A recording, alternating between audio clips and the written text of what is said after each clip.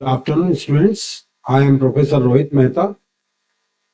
The topic of discussion today is based on the Unit 1, which is matrices.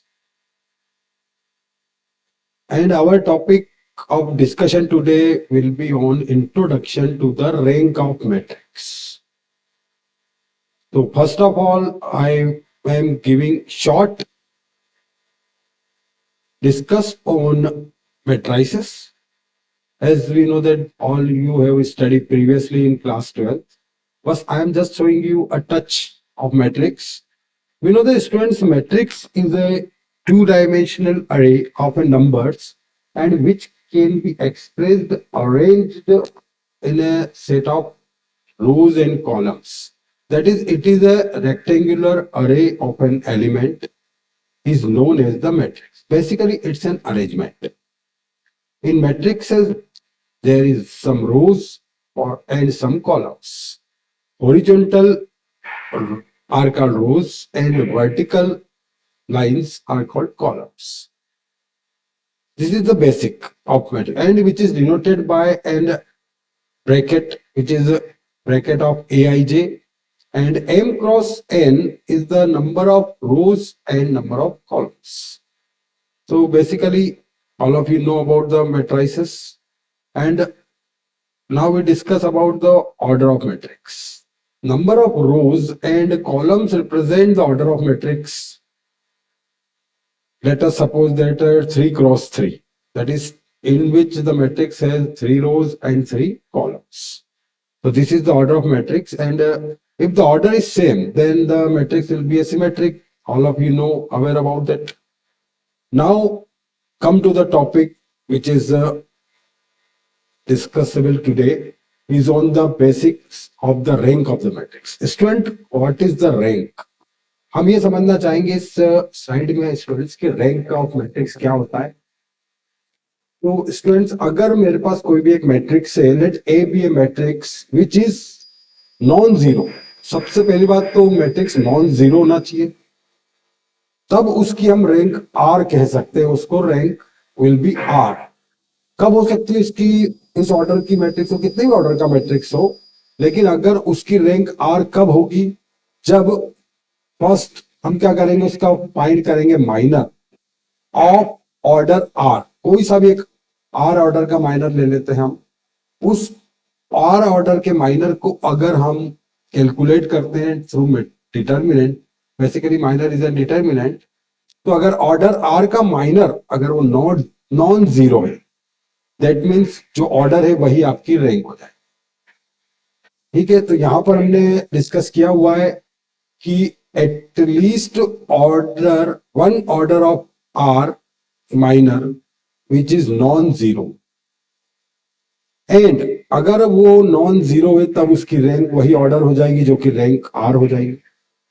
अब अगर कोई दूसरी बात होती है, उससे आगे वाले ऑर्डर्स, मतलब कि जैसे आर प्लस वन, ऑर्डर का माइनर जीरो होना चाहिए, तब उसकी रैंक आर होगी.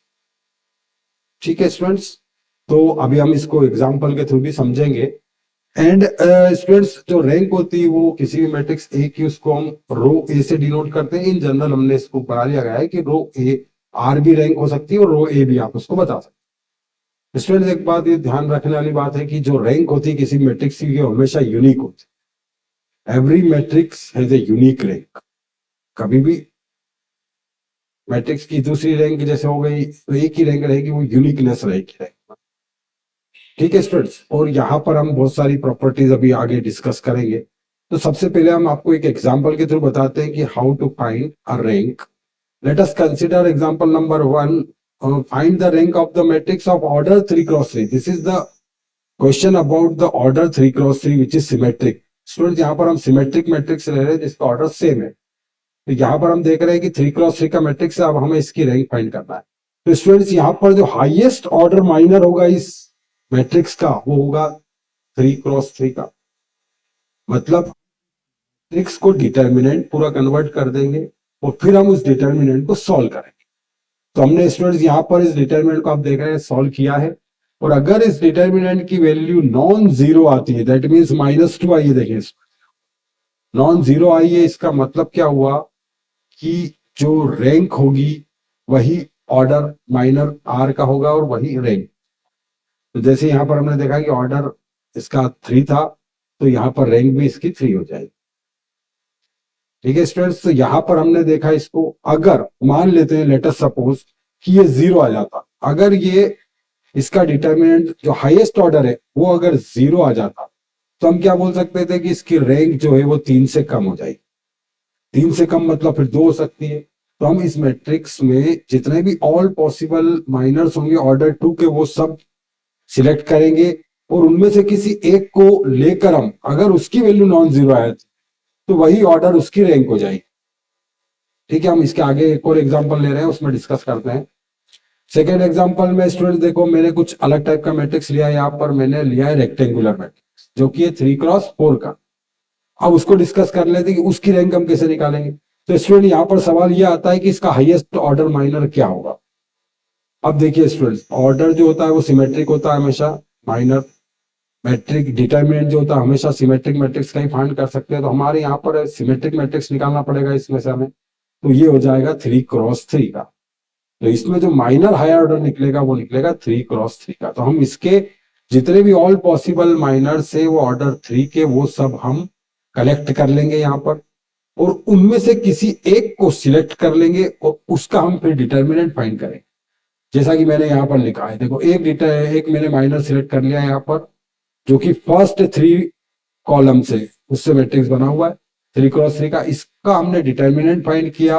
अब हमने इसका डिटर्मिनेंट फाइंड किया तो हमें नॉन जीरो मिला फिर से। तो इसका मतलब क्या हुआ कि इसकी रैंक जो हो गई वो 3 हो गई। क्यों? क्योंकि ऑर्डर हायर ऑर्डर माइनर जो आपका ये वाला 3 है, जो वो क्या हुआ है आपका नॉन जीरो आ गया है। दैट मीन्स इसकी रैंक क्या हो जाएगी, 3 हो जाएगी। और स्टूडेंट्स अगर हम देखते हैं इसके बाद वाले सब, इसके बाद वाले को हमें डिस्कस करने की कोई जरूरत नहीं, क्योंकि हमारा जो हाईएस्ट ऑर्डर माइनर वही नॉन जीरो आ गया है, तो हमारी रैंक भी वही हो जाएगी। ठीक है स्टूडेंट्स, तो यहाँ पर जैसे हमने इसको डिस्कस किया, अब रैंक जो निकालने की मेथड्स है वो अलग अलग हैं। अगर हम देखते हैं कि अगर 3x3 आती है तो हम माइनर मेथड से रैंक को फाइंड कर सकते हैं। अगर हमारे पास बाई चांस मान लो 4x4 5x5 का मैट्रिक्स आया था, उसका रैंक हम कैसे फाइंड करेंगे? तो उसके लिए हमारे पास एक टेक्निक है एशेलॉन फॉर्म। एशेलॉन फॉर्म को हम बनाने की पूरी कोशिश करते हैं मैट्रिक्स को। उसके बाद में जैसे ही वो मैट्रिक्स एशेलॉन फॉर्म में कन्वर्ट हो जाता है, तब उसकी रैंक हम डायरेक्टली उसको देखकर बता सकते हैं। तो सबसे पहले स्टूडेंट्स हम ये सीख लेते हैं कि एशेलॉन फॉर्म मैट्रिक्स का होता क्या है। तो इस स्लाइड में आपको दिख रहा होगा एशेलॉन फॉर्म किस तरीके से बनाना है। तो स्टूडेंट्स एशेलॉन फॉर्म की विशेषता ये होती है कि जो पहला एलिमेंट मैट्रिक्स का होता है, पहली रो और पहली कॉलम का फर्स्ट एलिमेंट जो होता है, हमेशा हम उसको यूनिटी 1 रखते हैं। देन उसके बाद में उसके जो फॉलोड करेंगे सब जीरोस करेंगे। उसके बाद जब हम सेकेंड कॉलम की बात करते हैं, तब वहां पर हम डायगोनल में फिर से एक 1 को रिप्रेजेंट करवाएंगे और उसके नीचे फिर हम 0 करें। ठीक है, ऐसे करके हम डायगोनल में 1 ले लेते हैं और उसके नीचे हम 0 बनाते जाते हैं। तो हमारा वो फॉर्म बन जाता है एशेलॉन। बेसिकली ये आपको एक जनरल डेफिनेशन बता रहा था। अब अगर हम इसको एक्चुअल में बात करें कि क्या क्या पॉइंट्स होना चाहिए एशेलॉन फॉर्म बनाने के लिए, तो मैं यहाँ पर आपको बता ही रहा हूं कि इफ 0 रो अगर कोई भी उसमें मैट्रिक्स में है तो वो हमेशा बॉटम में लाई करे। पहला बात ये हो गई। और first non zero entry of each non zero row must be 1। वो आपकी 1 होना चाहिए। नॉन जीरो एंट्री वो हमेशा क्या होनी चाहिए, 1। एंड थर्ड कॉलम मेनली क्या है, the number of zeros before the first non zero element in a row is less than the number of such zeros in next row. अगर इस तरीके से हम इन सभी पॉइंट्स को फॉलो करेंगे तो हमारे पास एक मिलेगा एशेलॉन मैट्रिक्स। एशेलॉन फॉर्म मिल जाएगा। अब एशेलॉन फॉर्म में नंबर ऑफ नॉन जीरो रोज, सुनिएगा स्टूडेंट ढंग से, नंबर ऑफ नॉन जीरो रोज जो होती है वही आपकी रैंक ऑफ द मैट्रिक्स कहलाती है। तो जैसे एग्जांपल यहाँ पे मैंने दे रखा है, यहाँ पर नंबर ऑफ नॉन जीरो रोज कितनी, देखो स्टूडेंट यहाँ पर ये वाली रो 0 रो है, ये फर्स्ट नॉन ये नॉन जीरो रो है, ये भी नॉन जीरो रो है क्योंकि यहाँ पर पूरे 0 नहीं है, और ये भी एक नॉन जीरो रो है। तो नंबर ऑफ नॉन जीरो रोज कितनी हो गई यहाँ पर, 1 2 एंड 3। तो इस मैट्रिक्स की रैंक कितनी हो जाएगी, 3 हो जाएगी। स्टूडेंट इस वाली मैट्रिक्स में देखते हैं सेकंड एग्जांपल में, यहाँ पर नंबर ऑफ नॉन जीरो रो कितना दिख रहा है आपको 2, तो यहाँ पर आपका रैंक हो जाएगा 2।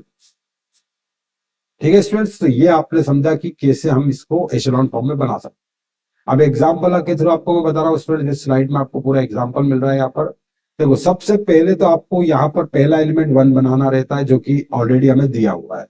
तो हमें अब क्या करना है, इस 1 का यूज करके इसके नीचे जितने फॉलोड अप में सब जीरोस बनाने हैं। कैसे बनाने हैं वो जीरोस, वो हमें एलिमेंट्री ऑपरेशंस के थ्रू बनाने हैं। जैसा हम क्लास 12 में आप लोग डिटर्मिनेंट में करते थे, वैसे ही हमें ऑपरेशंस लगाने हैं मैट्रिक्स का। तो जैसे मुझे अब इस 1 का यूज करके इन तीनों को जीरो बनाना पड़ेगा, हमने इनको तीनों को जीरो बनाया है। फिर ये जीरो बनने के बाद में फिर टारगेट किसको करेंगे, हम इस 3 को करेंगे। या तो इस 3 को 1 बना सकते हो, फिर उसके नीचे आप जीरो बनाने की पूरी कोशिश करेंगे। ऐसे करके हम इसको, इस मैट्रिक्स को भी एशेलॉन फॉर्म में कन्वर्ट कर लेंगे। और ये अगर पूरा एशेलॉन फॉर्म में कन्वर्ट हो जाता है तो देखिए यहाँ पर स्टूडेंट ये कन्वर्ट हो चुका है, और यहाँ पर नंबर ऑफ नॉन जीरो रोज कितनी हो गई है, 2 हो गए। तो इसकी रैंक हो जाएगी 2। ठीक है स्टूडेंट्स, तो ये आपका है आज का डिस्कशन। मैंने इस स्लाइड में इतना ही बताना चाहता हूं आपको कि रैंक कैसे फाइंड करते हैं, through minor method and through echelon method, और आगे हम इसको भी डिस्कस करें। ठीक है, थैंक यू।